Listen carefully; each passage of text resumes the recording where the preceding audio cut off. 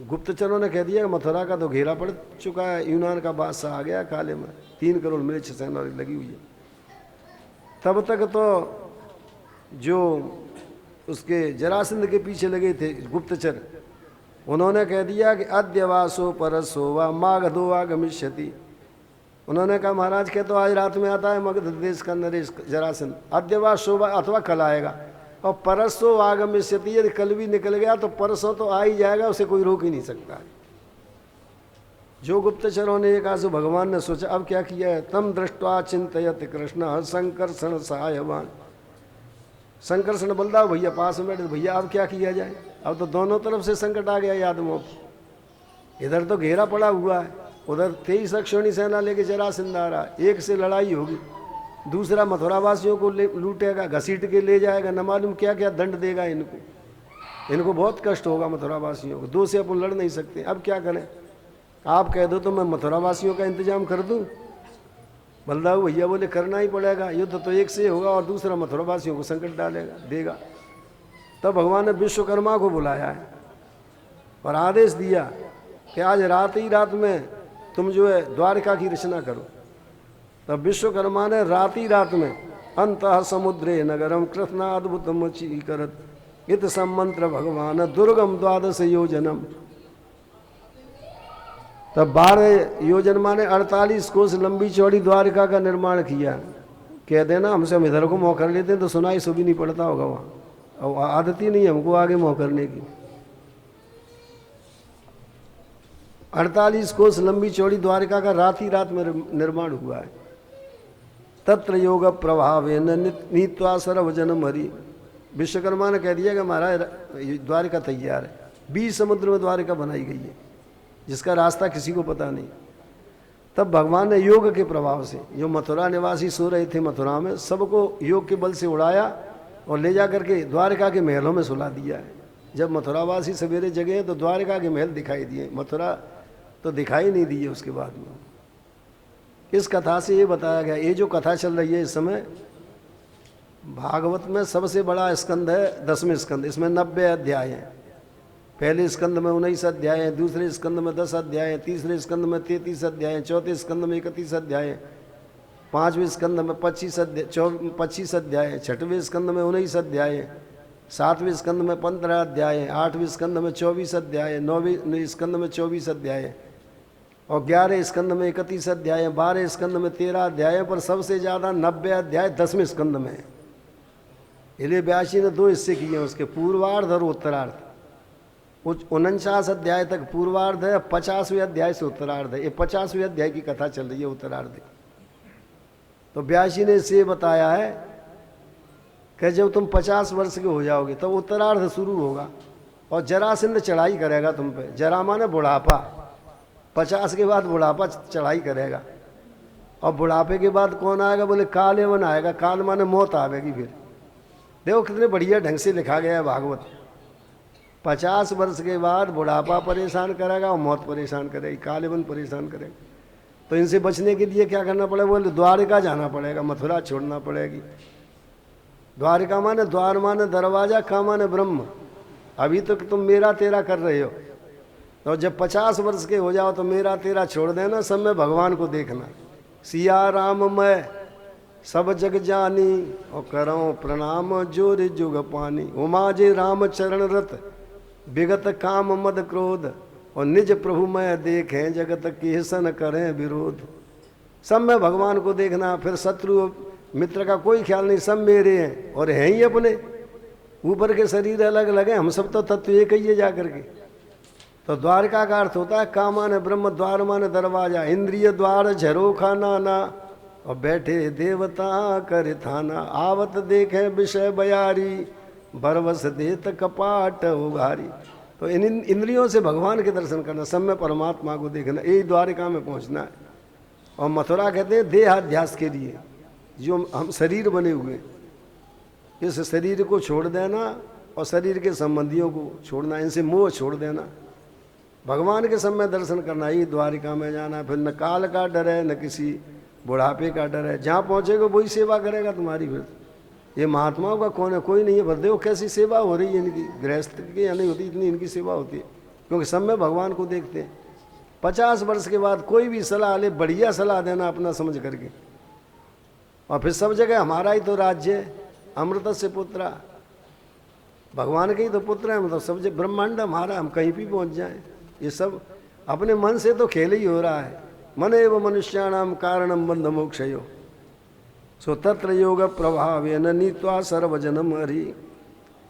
अब बलदाव भैया और कृष्ण अकेले रह गए। बलदाव भैया से भगवान कृष्ण ने कहा कि भैया ये मर तो सकता नहीं है काल यवन, अब इसमें इसका ठिकाना लगाता हूँ, तुम मथुरा में रहना, मैं जाऊँगा इसको लेके। सवेरे का समय था, भगवान आए, सो काल यवन के पास से ही निकले भगवान। जानते थे किसी दूसरे के पास से निकला तो समाप्त करा देगा उसको। ऐसा विचार करके निर्जगाम पुरद्वारा पद्ममाली निरायुध, अब निरायुध है भगवान, शस्त्र नहीं लिए। जो कालयवन के पास से निकले सो कालयवन ने सोचा कि हो न हो यही कृष्ण है, क्योंकि नारद जी ने जो रूप दिखाया था वो इन्हीं का लग रहा है। लक्षण ही नारद प्रोक्त ही नान्यो भवितुमर्हति, ये और कोई नहीं हो सकता है। पीताम्बर ओढ़े हैं, चतुर्भुजी स्वरूप है, सांवला रंग है, माथे पे मुकुट लगा हुआ है, कानों में कुंडल लटक रहे हैं। विचार किया उसने कि जब ये पैदल हैं तो मैं युद्ध कैसे करूंगा, अब इनको पकड़ना पड़ेगा। सो रथ से नीचे उतरा पकड़ने के लिए। जो रथ से नीचे उतरा सो भगवान ने भागना शुरू किया। सोई कालयवन समझ गया कि ये डरपोक हैं, सो मेरे डर के मारे भाग रहे हैं। ऐसा विचार करके कालयवन पीछे पीछे थे भगवान को पकड़ने के लिए दौड़ा। इत निश्चिंत यवन प्राद्रवंतम परांग मुखम दुरापमप योग नाम। जो योगियों को चित्त में पकड़ में नहीं आते, कालयवन उन्हें हाथ से पकड़ना चाहता है। आगे आगे भगवान दौड़ रहे हैं, पीछे पीछे कालयवन दौड़ रहा है। अब कालयवन थकने लगा, सोचा उसने अब दौड़ ही रहे, डरपोक हैं तो मैं इनसे क्या युद्ध करूं, मैं लौट चलूं। लौटने का मन किया, भगवान ने सोचा कहीं लौट नहीं जाए, सो भगवान थोड़े धीमे पड़ गए। जो धीमे पड़े सो कालयवन ने सोचा कि ये थक गए हैं। सो कालयवन का मनोबल बढ़ा, एकदम भगवान के पास पहुंच गया। एक हाथ का अंतर रह गया। हस्त प्राप्त मेवा आत्मानम हरिनाश पदे पदे। अब एक हाथ का ऐसा अंतर रखा, भगवान ऐसे ढंग से दौड़ रहे हैं कि न तो एक हाथ से अंतर ज़्यादा होने दे रहे न कम होने दे रहे। सो कालयवन का मनोबल बढ़ा हुआ है कि अब पकड़े लेता हूँ, अब पकड़े लेता हूँ। और मथुरा से दौड़ाया, धौलपुर तक ले आए। और धौलपुर में मुचकुंद महाराज की गुफा बनी हुई थी, सो जाके मुचकुंद महाराज की गुफा में प्रवेश कर गए। कालयवन थक तो वैसे गया तो बाहर खड़ा रह गया। उसने सोचा गुफा में धस गए, बच के कैसे जाएंगे, मैं इनको मार डालूंगा। आप धीमा पड़ गया। भगवान गए अंदर, सो मुचकुंद महाराज सो रहे थे। अब चतुर्भुजी स्वरूप बना के तो गई थी दर्शन देने के लिए। सो लेके अपना पीताम्बर मुचकुंद महाराज को उड़ा दिया और जाके कोने में खड़े हो गए। इधर ये कालयवन पहुंचा। सो कालयवन ने सोचा कि कृष्ण मेरे डर के मारे सो गए। ऐसा विचार करके इति मत्वा अच्युतम मूढ़ तम पदा समताड़ित, पैर का प्रहार किया। ये मेरे डर के मारे अब सोते। जो पैर का प्रहार किया सो मुचकुंद जगे।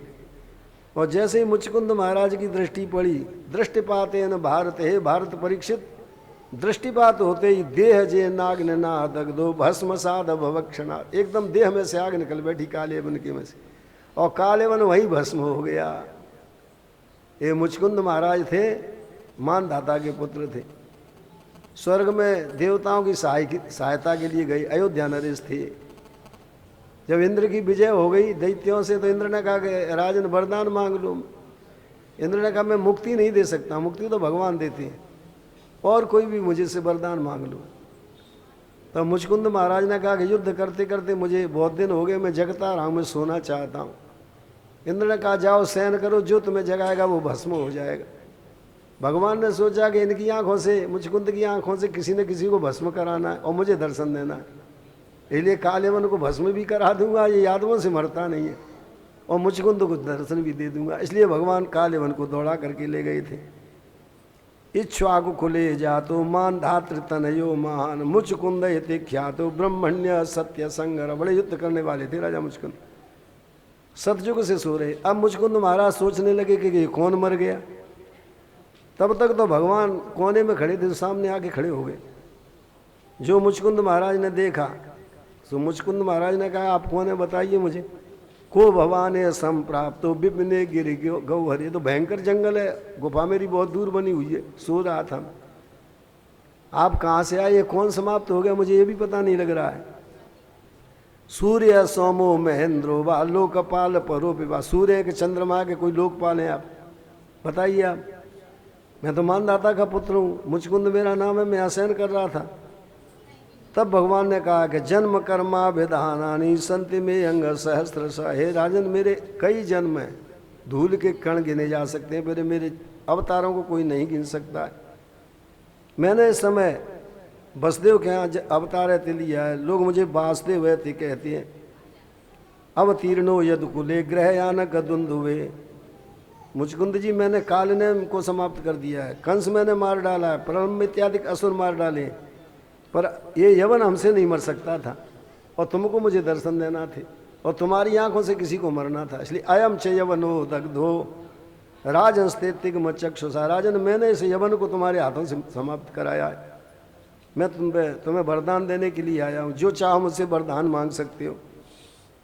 तो मुचकुंद महाराज ने प्रार्थना करी है भगवान की पहले, और प्रार्थना करके वरदान मांगा कि महाराज मुझे अपना धाम दे दीजिएगा।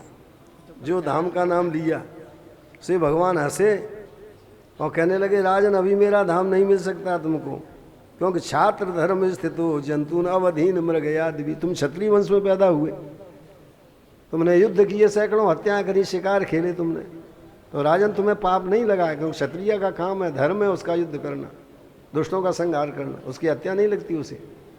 सो राजन अभी तुम्हें ब्राह्मण और बनना पड़ेगा। इसको कहते हैं क्रम मुक्ति। पहले पशुओं में गाय बनते हैं, गाय के बाद जो है फिर मनुष्य शरीर मिलता है, पहले शूद्र बनते हैं, फिर वैश्य बनते हैं, फिर क्षत्रिय बनते हैं, फिर ब्राह्मण बनते हैं, अंतिम देह होती है ब्राह्मण की। इस देह से या भगवत धाम चले जाओ, लौट गया, फिर घूमो 84 में। अब हम लोग कुत्ता गधा सब बन करके आ रहे हैं। अब किसी से कुत्ता और गधा कह दो तो नाराज हो जाएगा, जबकि हम सब बन के आए, ऐसा थोड़ा ही है। नहीं, गुस्सा कैसे आती है हमको? किसी जन्म में शेर बने होंगे, उसका अभ्यास है गुस्सा का। बच्चे को कौन सिखाता है? इसलिए भैया तुमको पहले तुम्हें ब्राह्मण बनना पड़ेगा। जन्मने अनंतरे राजन सर्वभूत सुरतम भूतवा दुज वरस्तम वही माम उपेश केवलम। इसलिए मुचकुंद महाराज दूसरे जन्म में नरसिंह मेहता बने आकर के। जैसे वाल्मीकि तुलसी भयो, वाल्मीकि जी ने तुलसीदास जी का अवतार लिया है, प्रहलाद जी ने कबीर का अवतार लिया है, ऐसे मुचकुंद महाराज नरसिंह मेहता बने आगे चल के। तब भगवान की प्रार्थना करके भगवान की परिक्रमा की है मुचकुंद महाराज ने, और गुफा के बाहर आए दोनों के दोनों, भगवान कृष्ण मुचकुंद। सो मत्वा कल युगम प्राप्तम जगाम दिश मुत्तराम। देखें तो छोटे छोटे वृक्ष हो गए थे, सतयुग से सो रहे थे, उस समय तो बड़े वृक्ष थे। सोचा कल युग आ गया है, सो भगवान की परिक्रमा करके बद्री नारायण को चले गए मुचकुंद महाराज। सर्वद्वंद सह शांत तपसाराधय हरिम बद्री आश्रम आसाद्य नर नारायणालयम। और बद्री नारायण में नर नारायण भगवान के दर्शन करे। फिर माना गांव के ऊपर आज भी मुचकुंद गुफा है। पहले लोग दर्शन करते थे, अब तो मिलिट्री वहाँ उसके आदेश के बिना नहीं जा सकते हैं। तो मुचकुंद महाराज ने शयन तो किया है धौलपुर में, और अंतिम तपस्या जा करके करी है बद्री नारायण में जा करके। बद्रिकाश्रम आसाद्य नर नारायणालयम सर्वद्वंद सह शांत तपसाराधेद हरिम। द्वंद्वों को, सर्दी गर्मी हान लाभ सबको सहन करते हुए तपस्या थी करिए।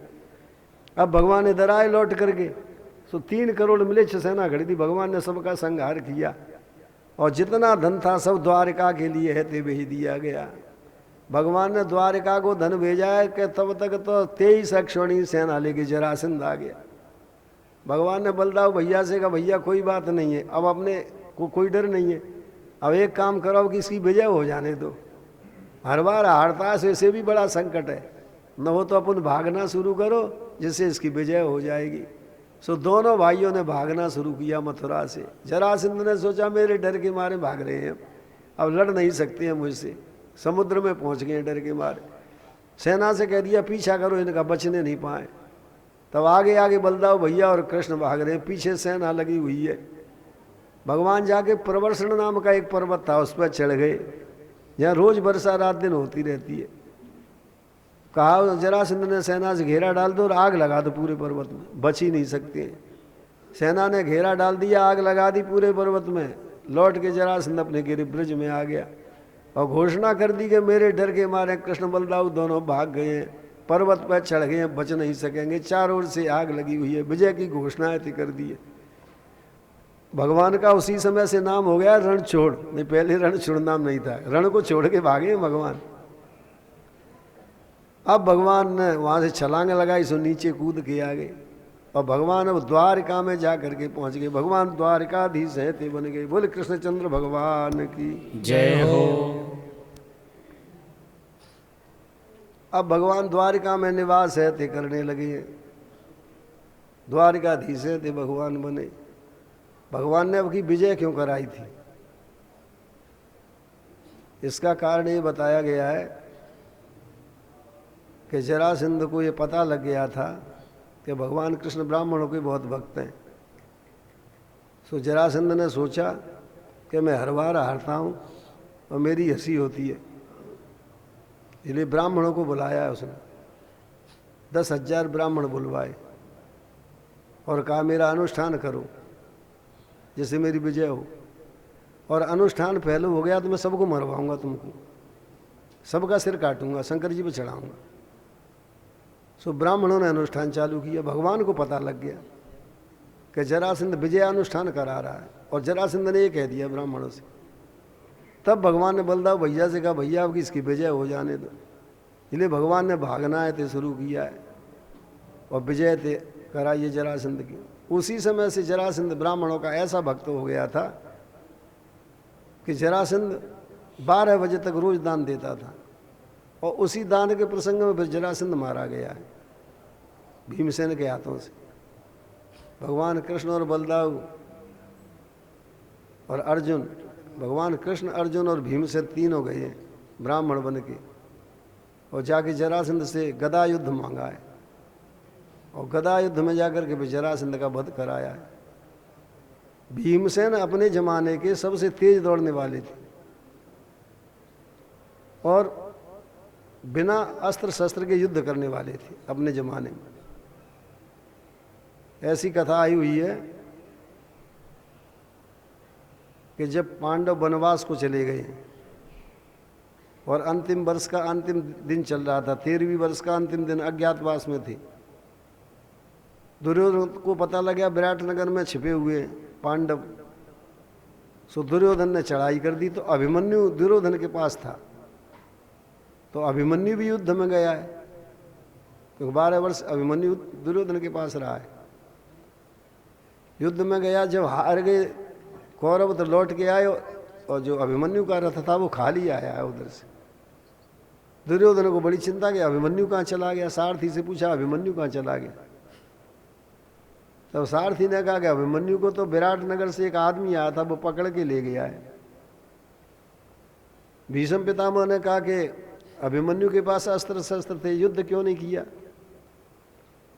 सारथी ने कहा महाराज मैंने तो बहुत कहा था कि युद्ध करो, पर अभिमन्यु ने ये कह दिया था कि मेरे पिता अर्जुन की प्रतिज्ञा है कि जो शस्त्र अस्त्र लिए रहेगा उससे युद्ध करूंगा, जो अस्त्र शस्त्र नहीं लेगा उससे युद्ध नहीं करूंगा, उससे मैं अस्त्र शस्त्र से युद्ध नहीं करूंगा। तो वो जो आदमी आया था पकड़ने के लिए वो निहत्था था, उस पर अस्त्र शस्त्र नहीं थे, इसलिए उन्होंने अस्त्र शस्त्र चलाया नहीं और जबरदस्ती पकड़ लिया है। द्रोणाचार्य ने कहा कि तुम्हारे घोड़े तो हवा से भी तेज दौड़ते थे, अपने घोड़ों को क्यों नहीं दौड़ाया जो उस आदमी ने रथ को रोक लिया, पकड़ लिया। सारथी ने कहा कि महाराज मेरे घोड़े उस समय हवा से तेज दौड़ रहे थे, पर जो आदमी था वो इतना तेज दौड़ने वाला था कि वो हवा से भी आगे निकला, उसने घोड़े पकड़ लिए और जबरदस्ती छीन के ले गया अभिमन्यु को। अब प्रश्न आया कि ऐसा व्यक्ति कौन हो सकता है जो हवा से तेज दौड़े और बिना अस्त्र शस्त्र के अभिमन्यु को पकड़ ले। तब भीष्म पितामह ने कहा कि होनो भीमसेन होना चाहिए। भयम व्यपाश्रित्य रणे प्रयाम शस्त्रानि चापानि रथादिरूढ़ा। हम जितने वीर हैं इस समय महाभारत काल में, भयम व्यपाश्रित्य रणे प्रयाम, जब रण में जाते हैं तो शस्त्रानि चापानि रथादिरूढ़ा, शस्त्रों को लेकर के, धनुषों को लेकर के और रथ पे बैठ के जाते हैं युद्ध के लिए। पर द्वावेव दौर्भ्याम रणे प्रयात, पर 2 व्यक्ति इस समय ऐसे हैं जो रण में कूद जाते हैं बिना अस्त्र शस्त्र के और रथ के। द्वावेव दौभ्याम रणे प्रयात, दौभ्याम माने भुजाओं के बल से, संस्कृत में 2 होना भुजा का है। द्वावेव दौभ्याम रणे प्रयात, कौन कौन से बोले, गदाधरश्चैव ब्रकोदरश्च, एक तो गदाधर बलदाव भैया और दूसरे ब्रकोदर भीमसेन, ये दोनों भुजाओं के बल से कूद जाते हैं युद्ध में। सो हो न हो ये भीमसेन होना चाहिए, इसे अस्त्र शस्त्र की आवश्यकता नहीं पड़ती। भीमसेन का नाम ब्रकोदर है, भेड़िया के समान पेड़ था इसका, कैसा भी अन्न था सबको पचा लेते थे, इसलिए इनके नाम का मंत्र बनाया गया है। माताएं जब भोजन बनाए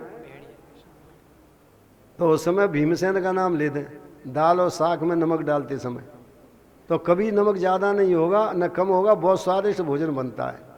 भीमसेन का नाम मंत्र का काम करता है, क्योंकि रसोई के बड़े होशियार थे। पर एक ध्यान रखना कि जानबूझ के ज़्यादा मत कर देना, नहीं भीमसेन कुछ नहीं करेंगे फिर। नहीं, बिल्कुल सही बात है, ये वास्तव में मंत्र है, सोच समझ के डालना उस समय। नहीं सोचोगे भीमसेन के नाम लेने से। पुण्यो विवर्धति युधिष्ठिर कीर्तनेन और पापम प्रणश्यति ब्रकोदर कीर्तनेन शत्रुर्विनश्यति धनंजय कीर्तनेन माद्री सुतौ कथयताम न भवन्ति रोगा। पुण्यो विवर्धति युधिष्ठिर कीर्तने, युधिष्ठिर का नाम लो पुण्य बढ़ता है। पुण्यो विवर्धति युधिष्ठिर कीर्तनेन शत्रुर्विनश्यति धनंजय कीर्तनेन। और अर्जुन का नाम लो तो शत्रु नष्ट हो जाते हैं, नकुल सहदेव का नाम लो तो रोग नष्ट हो जाते हैं। इसलिए पांडवों के नाम जो है मंत्र का काम करते हैं। अंत में जाकर के निर्णय होने लगा कौन होना चाहिए। सोई द्रोणाचार्य ने कहा कि हवा से तेज दौड़ने वाले हैं तो केवल भीमसेन है। क्यों? जिस समय मैं बाण विद्या सिखाता था भीमसेन को, तो कर्णायते तेन सर प्रयुक्ते, मैं भीमसेन से कहता था कि चलाओ बाण लक्ष्य पे, तो भीमसेन कान तक प्रत्यंचा को खींच लेता था, और जब छोड़ता था बाण को तो सिर हिलता था उसका। कर्णायते तेन सर प्रयुक्ते विकम्पितो तेन सिरो मयुक्तम। तो मैं कहता था भीमसेन तुम्हारा सिर हिल गया है, तुम्हारा बाण लक्ष्य पे नहीं लगा है। तो भीम इतना तेज दौड़ने वाला था कि छोड़े हुए बाण को अप्राप्त लक्ष्य ससरो गृहीत, इतनी तेजी से दौड़ता था कि जा करके उस बाण को लगने नहीं देता था, लक्ष्य पे पहले ही पकड़ लेता था। इसलिए हो तो भीमसेन होना चाहिए। तो भीमसेन के द्वारा फिर जरासंध का वध है कराया। तो जरासंध इतना दानी हो गया था उस समय से कि रोजाना दान दिया करता था। सो भगवान ने कहा भैया इसकी विजय हो जाने दो, इसने अनुष्ठान कराया है। कुछ विद्वान ये कहते हैं कि जरासंध को ये मालूम था कि भगवान कृष्ण ब्राह्मणों के भक्त हैं, इसलिए जरासंध ने अब की जितनी सेना बनाई सब ब्राह्मणों की सेना थी। तो भगवान ने बलदाव भैया से कहा भैया वैसे तो इसकी विजय नहीं होती है, पर अब की तो ये सोच समझ के आया, ब्राह्मणों की सेना लेकर के आया, इसलिए इसकी विजय हो जाने दो। इसलिए भगवान ने युद्ध है नहीं किया है।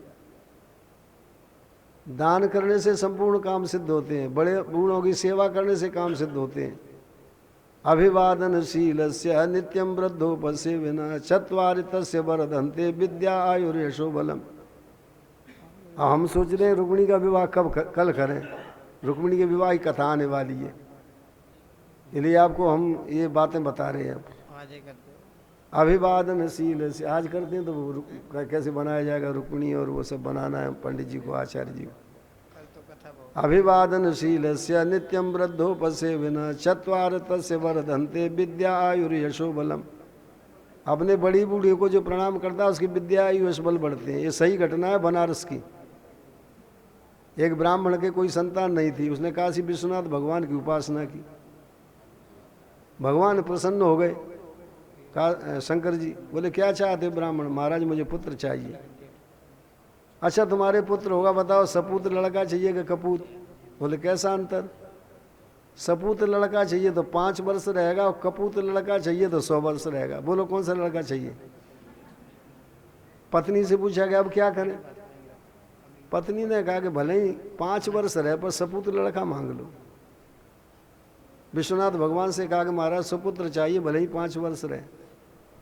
शंकर जी ने कहा जाओ तुम्हारी लड़का पैदा होगा, सुपुत्र होगा। लड़का पैदा हो गया, 4 वर्ष का हो गया। ब्राह्मण ने इस श्लोक को पढ़ लिया कि अभिवादनशीलस्य नित्यं वृद्धोपसेविनः चत्वारि तस्य वर्धन्ते विद्या आयुर्यशो बलम।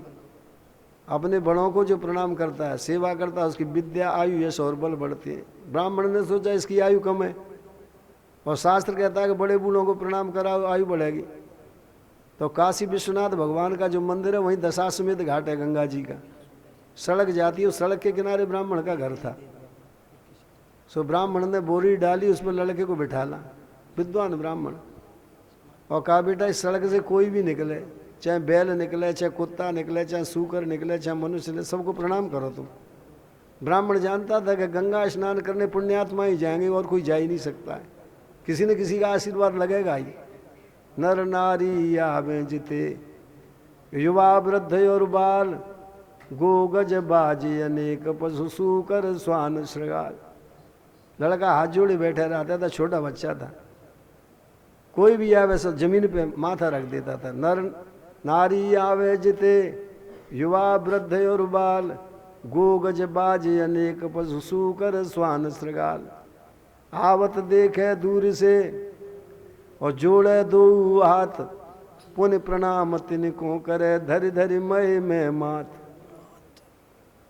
जब बालक की आयु के रहे 3 दिन शेष, और कियो भाग्य बस सप्तऋषि ने मग माहि प्रवेश।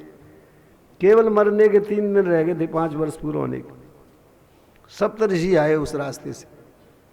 सप्तऋषियों ने सोचा चलो भागीरथी गंगा में स्नान कर आए। स्वर्गलोक में मंदाकिनी गंगा है, मृत्युलोक में भागीरथी गंगा है, और पाताल में भोगवती गंगा है। भागीरथी गंगा में स्नान करने आए। जो ब्राह्मण ने देखा कि 7 बाबा इकट्ठे आ रहे, ब्राह्मण ने सोचा हो न हो सप्तऋषि हैं, विद्वान ब्राह्मण। बच्चे से कहा बेटा खड़े हो जाओ तुम। और जैसे ही ये बाबा सामने आए तैसे डंडे के समान गिर जाना, लकड़ी के समान इनके सामने दंडोत करने के लिए। जैसे ही महात्मा लड़का खड़ा हो गया, जैसे ही बाबा सामने आए, मुनिमंडल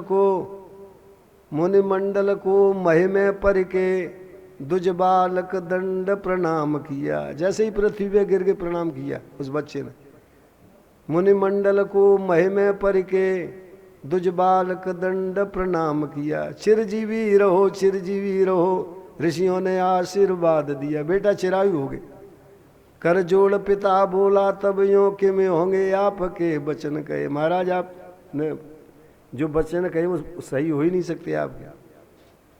कर जोड़ पिता बोला तब यों कि में होंगे आपके बचन कहे। इस दीन अभागे बालक की, आयु के शेष दिन 3 रहे। केवल 3 दिन शेष रह गए, आपने कह दिया चिरायु।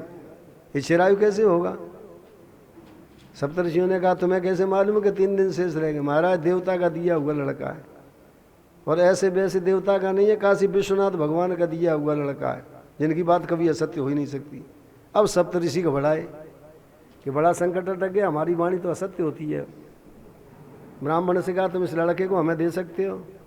ब्राह्मण ने कहा महाराज 3 दिन बाद जाता, आज आप इसे ले जाओ। बच्चा सौंप दिया। अब बच्चा देख रहा है पर कर क्या सकता है, और देखते देखते जा रहा है माता पिता को, बेटा हमारा तेरा इतना ही साथ था। सप्तऋषियों ने जब देखा ऐसी स्थिति को तो सप्तऋषि बोले ब्राह्मण से घबराना मत, ये लड़का फिर लौट के आएगा तुम्हारे पास। और जाके भागीरथी गंगा में स्नान कराया उस बच्चे को। सीधे सप्तऋषि ब्रह्मलोक ले गई। और जैसे ही सप्तऋषियों ने प्रणाम किया ब्रह्मा जी को, तैसे ही बालक ने किया। बालक ने किया सो सप्तऋषि के मुँह से निकले, ब्रह्मा जी के मुँह से निकल गया चिरायु। सप्तऋषि बोले चिरायु कहाँ से होगा, 2 ही दिन की आयु रह गई है इसकी, और काशी विश्वनाथ भगवान का दिया हुआ लड़का है, उनकी बात झूठी हो नहीं सकती है। तब ब्रह्मा जी घबराए, उस लड़के को लेके सप्तऋषियों को लेके काशी में आए, भगवान शंकर के मंदिर में, विश्वनाथ के। और जैसे ही सप्तऋषियों ने प्रणाम किया तैसे उस बच्चे ने प्रणाम किया। जो बच्चे ने प्रणाम किया तो शंकर जी के मुँह से निकल गया चिरायु। सप्तऋषि ब्रह्मा जी हंसे, बोले चाहे चिरायु करना चाहे समाप्त कर देना, एक दिन इसका शेष रह गया कल का, और छोड़ के चले आए। काशी विश्वनाथ भगवान ने कहा बेटा तेरा कल अंतिम दिन है, तो एक काम करना, सवेरे मुझे स्नान करा देना दूध और जल से, और चंदन लगा देना, चावल चढ़ा देना और बेलपत्र चढ़ा देना, और ओम नमः शिवाय का जप करते रहना तुम। अच्छा भोजन बिल्कुल मत करना बेटा, कल व्रत कर लेना, क्योंकि भोजन कर लिया नींद आ गई तुम्हें तो मृत्यु हो जाएगी तुम्हारी। और एक और ध्यान रखना, कोई बुलाए तो यहाँ से जाना मत, मेरी पिंडी के पास ही बैठे रहना तुम जब तक सूर्यास्त न हो जाए। भगवान शंकर अदृश्य हो गए। सवेरे ही बालक ने भगवान शंकर को स्नान कराया दूध जल से। चंदन लगा दिया, चावल चढ़ा दिए, बेलपत्र चढ़ा दिया, ओम नमः शिवाय, ओम नमः शिवाय, ओम नमः शिवाय का जप चालू। कोई बुलाता तो जाता नहीं है बालक, भोजन कर नहीं रहा है कि नींद ना आ जाए। जो संध्या का समय हुआ, सूर्यास्त होने का 1 घंटा रह गया, सिर्फ जमराज चल दिए भैंसी पे बैठ के, पहुंच गए जमराज। आधा सूर्य डूब गया, आधा शेष राशि जमराज ने पास निकाली कि अब तो सूर्यास्त हो रहा है, 5 वर्ष पूरे हो रहे। और जैसे ही सूर्य डूबा, जो पास निकाल के बच्चे के शरीर पे फेंकी और सूक्ष्म शरीर को खींचा बच्चे का, सो बच्चा घबराया, पिंडी से लिपट गया।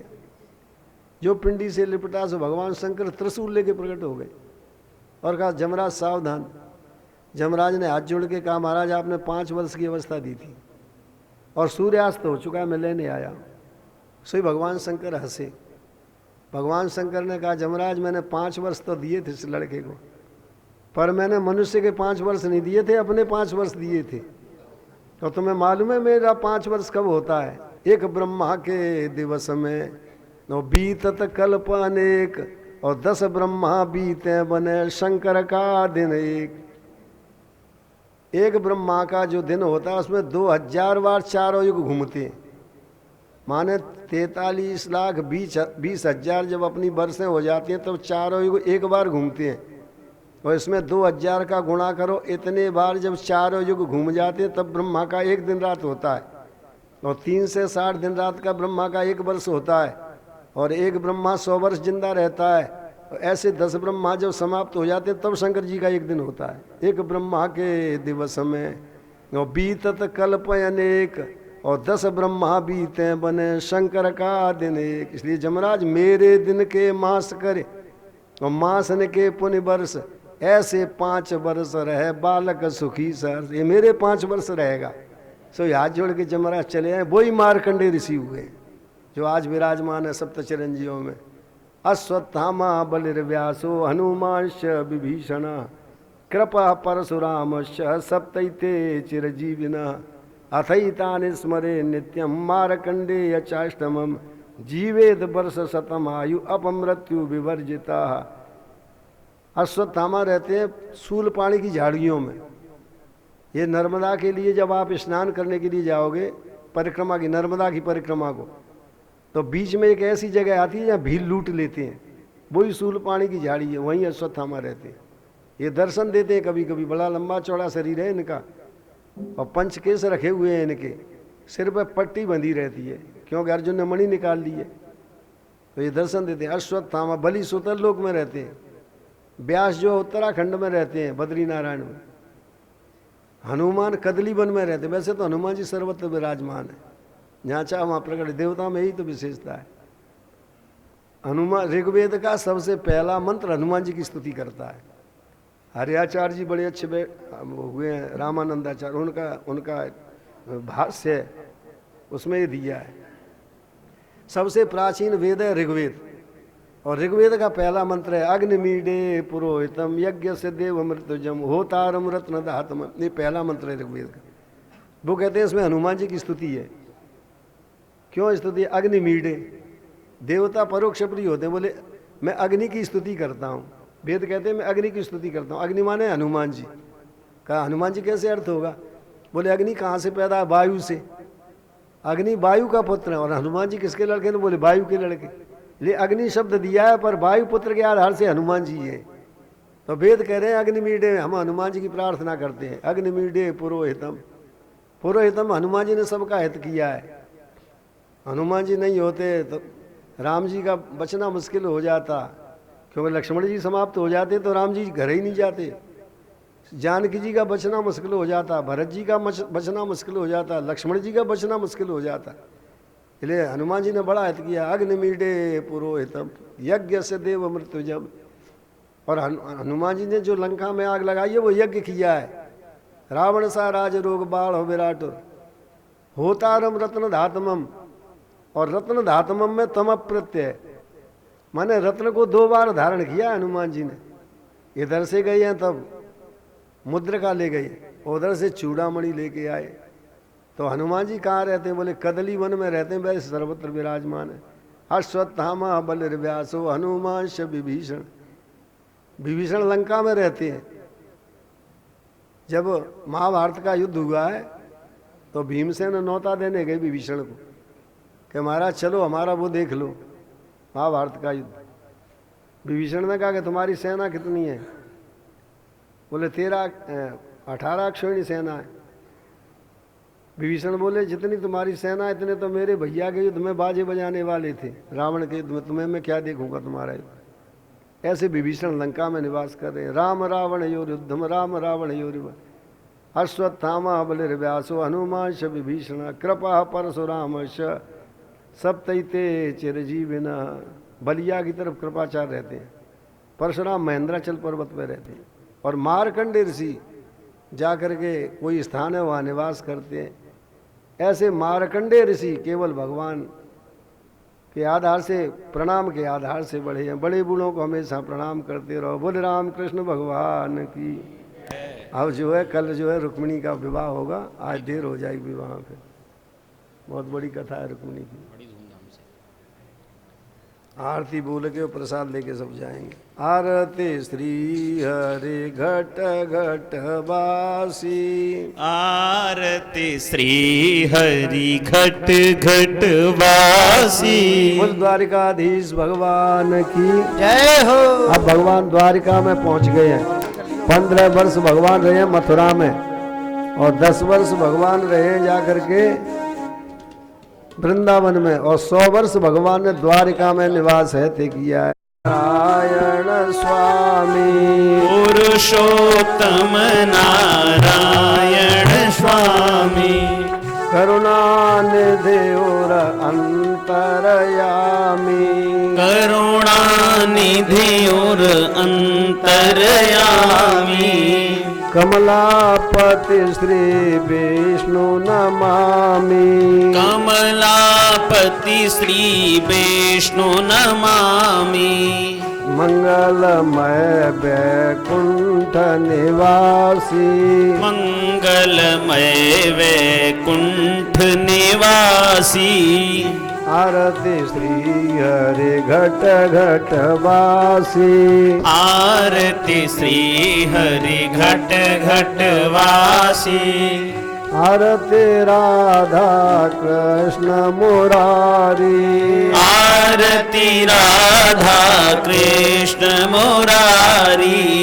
नंद नंदन मोहन बनवारी। नंद नंदन मोहन बनवारी। केशव वासुदेव गिरधारी। केशव वासुदेव गिरधारी। आरती कृष्ण चंद्र सुखरासी। आरती कृष्ण चंद्र सुख राशि। आरती श्री हरि घट घट वासी। आरती श्री हरि घट घट वासी। आरती राघव राम जानकी। आरती राघव राम जानकी। भरत लखन और हनुमान की। भरत लखन और हनुमान की। लंकापति कपिपति सुजान की। लंकापति कविपति सुजान की। रिपुसूदन अंगद बलरासी। रिपुसूदन अंगद बलरासी। आरती श्री हरि घट घट वासी। आरती श्री हरि घट घट वासी। आरती गिरिजा शंकर प्यारे। आरती गिरिजा शंकर प्यारे। गणपति दुर्गा रवि ससितारे। गणपति दुर्गा रवि ससितारे। सकल देव सर्व संत हमारे। सकल देव सब संत हमारे। सद्गुरु एक रस आनंद राशि।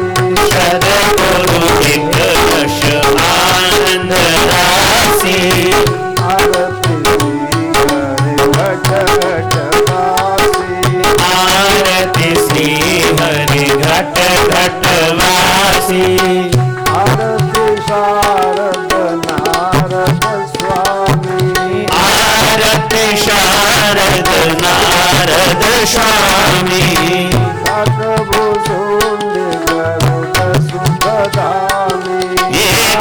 भूषुंड गरुण सुखधामी व्यासदेव शुकदेव नमामि व्यासदेव शुकदेव नमामि तुलसी तुलसी मंजुल मंगल राशि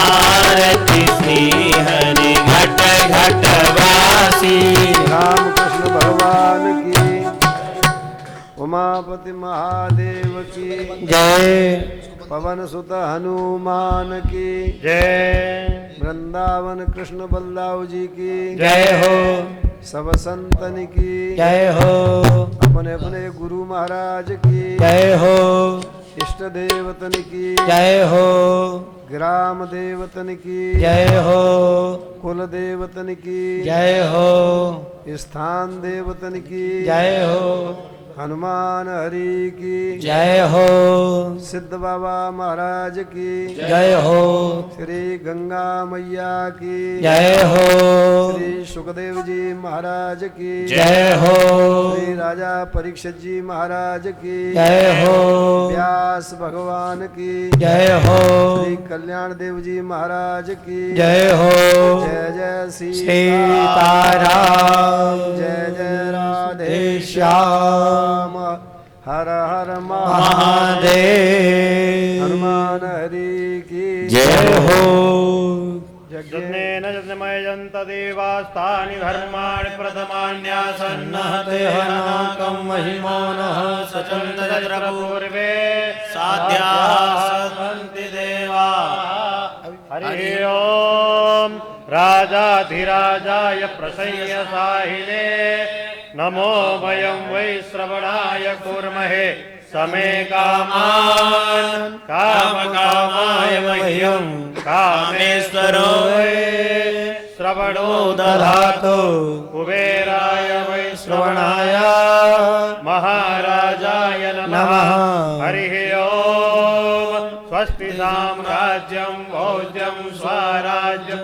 वैराज्यं पारमेष्ठ्यं राज्यं महाराज्यमाधिपत्यमयं समन्तपर्यायै स्यात् सर्वभौमः सर्वायुशान्तधरार्धार्थिभिः समुद्रपर्यन्तराय एकराडिति तदप्येष श्लोको विगितो मरुतः परिवेष्टारो मरुतस्यावसन् गृहे आवीक्षितस्य कामपरे विश्वे देवाः सभासत इति हरिः ओम विश्वतश्चक्षुरुत विश्वतो मुखो विश्वतो बाहुरुत विश्वतसपात् सम्बाहुभ्यां धमति सम्पदत्रेत्या वा भूमि जनयन् देव एकः हरिः ओम एकदन्ताय विद्महे वक्रतुण्डाय धीमहि तन्नो दन्ति प्रचोदयात् हरिः ओम नारायणाय विद्महे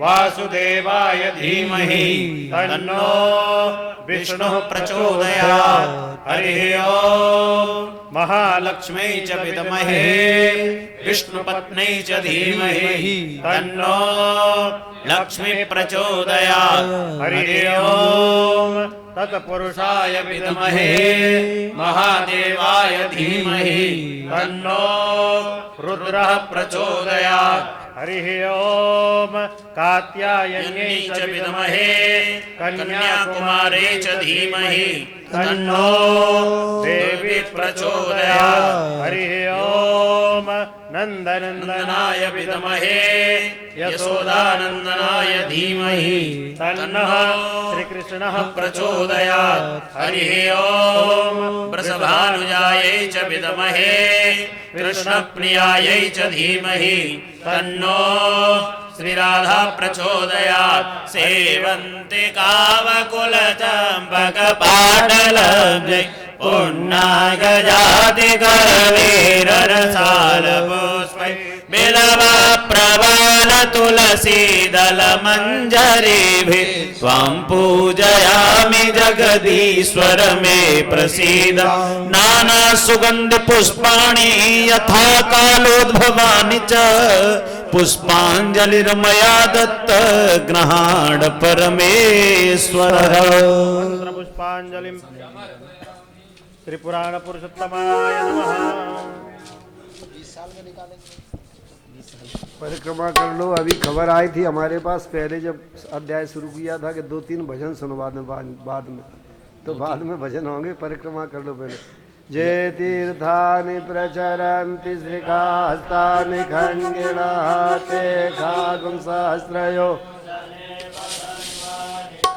मसी सप्तास्यासन् परिधय सरेः सप्तसमिधः कृताः देवा जगं तन्वाना अवध्यन् पुरुखं पशुः मा। हाथ जोड़ के प्रार्थना कर लो। आवाहनम न जानामि तवार्चनम पूजाम चैव न जानामि चम्मितां परमेश्वरो मंत्रहीनम क्रियाहीनम भक्तिहीनं सुरेश्वरः यत्पूजितं मया देवा परिपूर्णं तदस्तु मे।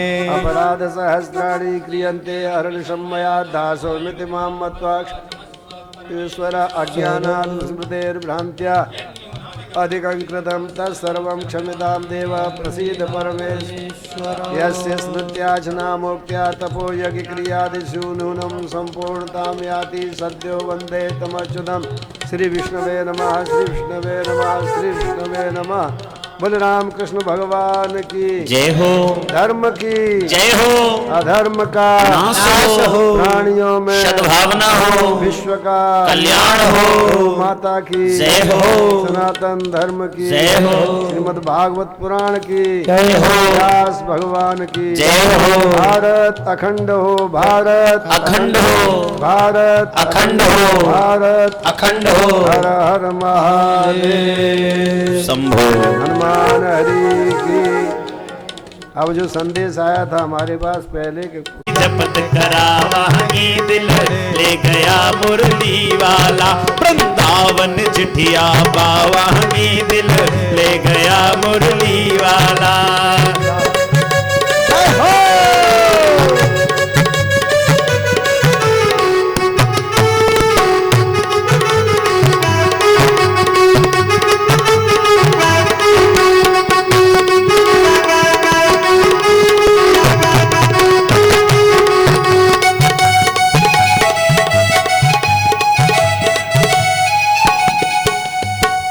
श्यामा तू वकील करेगा, जो श्यामा तू वकील करेगा, वकील करेगा, वकील करेगा, वकील करेगा, वकील करेगा।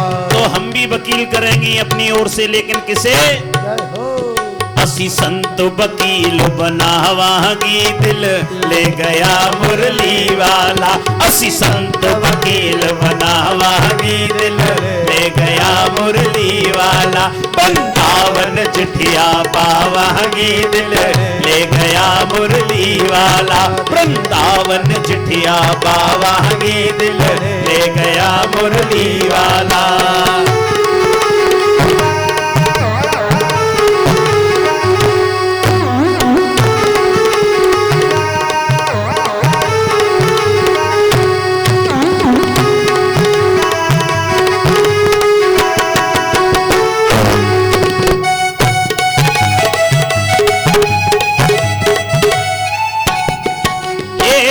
श्यामा तू कोल बुलावे, जे श्यामा तू कोल बुलावे, कोल बुलावे मन कोल बुलावे, कोल बुलावे असी कोल बुलावे। ओ असी दौड़ दौड़ के आवांगी, आवा आवा आवा आवा आवांगी। असी दौड़ दौड़ के आवांगी दिल ले गया मुरली वाला। असी दौड़ दौड़ के आवांगी दिल ले गया मुरली वाला।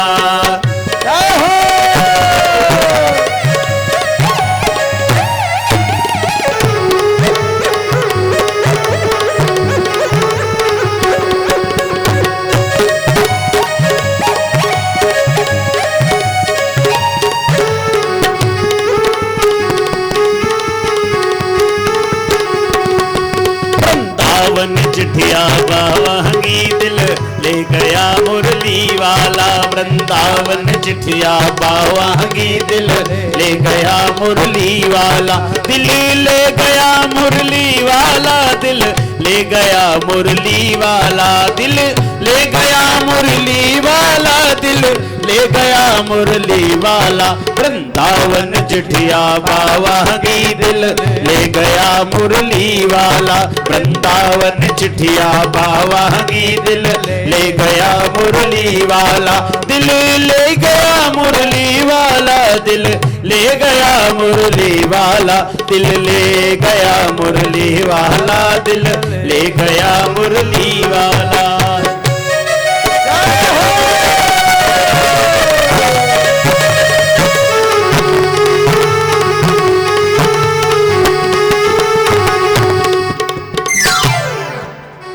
अरे नच लैण दे मैनू नच लैण दे,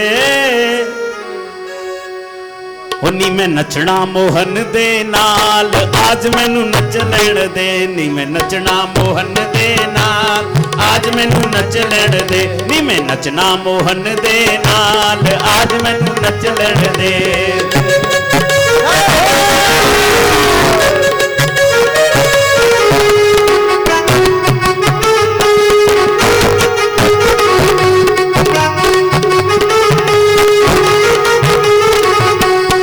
नच लैण दे मैनू नच लैण दे, नच लैण दे मैनू नच लैण दे, नी मैं नचना मोहन दे नाल। आज मैनू नच लैण दे, नी मैं नचना श्याम दे नाल। आज मैनू नच लैण दे।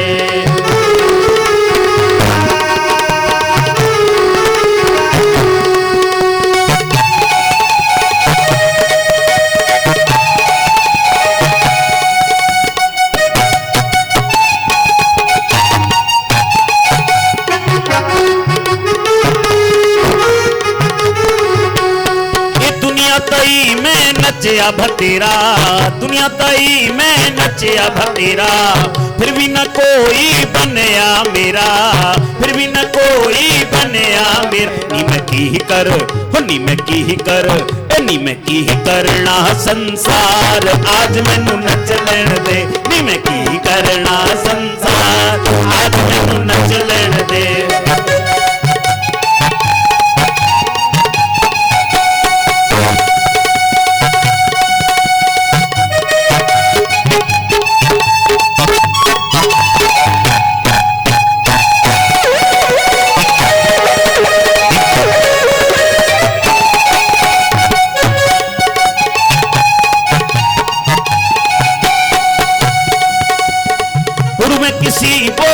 नहीं डरना, हुड़ में किसी बोलो नहीं डरना। जो मन आवा सो ही करना, जो मन आवा सो ही कर। मेरा मुरली, मेरा मुरली, मेरा मुरली वाला यार। मैनू नच लैण दे, मेरा मुरली वाला यार। आज मैनू नच लैण दे, अरे नच लैण दे, मैनू नच लैण दे, नच लैण दे, मैनू नच लैण दे। नी मैं की करना संसार। आज मैनू नच लैण दे।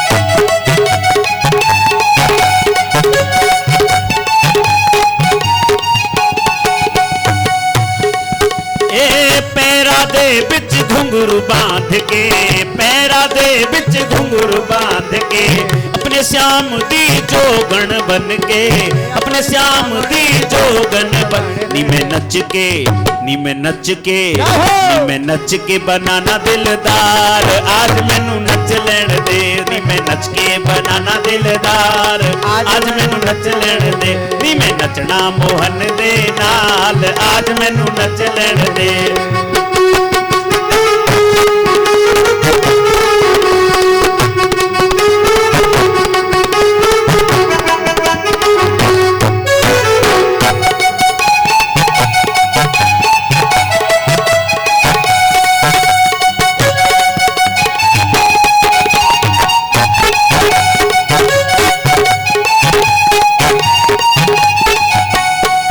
उस दिन नाल जावांगी मैं, उस दिन नाल जावांगी मैं, प्यार मोहन दा पावांगी मैं, प्यार मोहन दा पावांगी। जग रुसदा जग रुसदा ते रुस लखवार, आज मैनू नच लैण दे। जग रुसदा ते रुस लखवार, आज मैनू नच लैण दे। नी मैं नचना मोहन दे नाल, आज मैनू नच लैण दे। नी मैं नचना मोहन दे नाल, आज मैनू नच लैण दे। नी मैं नचना मोहन दे नाल, आज मैनू नच लैण दे। आज मैनू नच लैण दे, आज मैनू नच लैण। ये नैनन में श्याम समाएगा। ओ जीजी ओ बहना, ओ जीजी नैनन में श्याम समाएगो, प्रेम को रोग लगाएगो। नैनन में श्याम समाएगो, ओह प्रेम को रोग लगाएगो।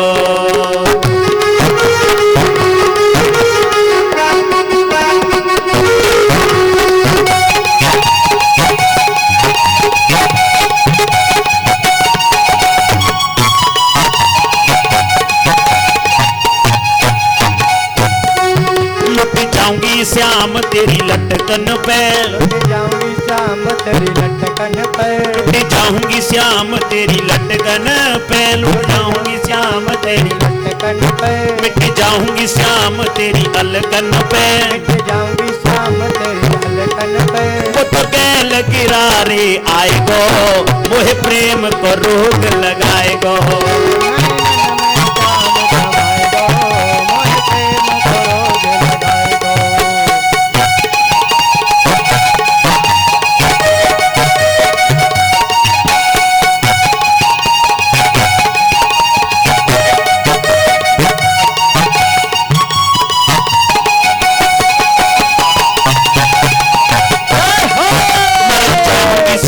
तेरी अधरन पे मर जाऊंगी श्याम तेरी अधरन पे, मर जाऊंगी श्याम तेरी अधरन पे, मर जाऊंगी श्याम तेरी अधरन पे। लुट जाऊंगी श्याम तेरी मुस्कान पे, मिट जाऊंगी श्याम तेरी मुस्कान पे। वो तो तिरछे ओरी, वो तो तिरछे राही, वो तो तिरछे जीजी, वो तो तिरछे नैन चलाएगो, मोहे प्रेम को रोग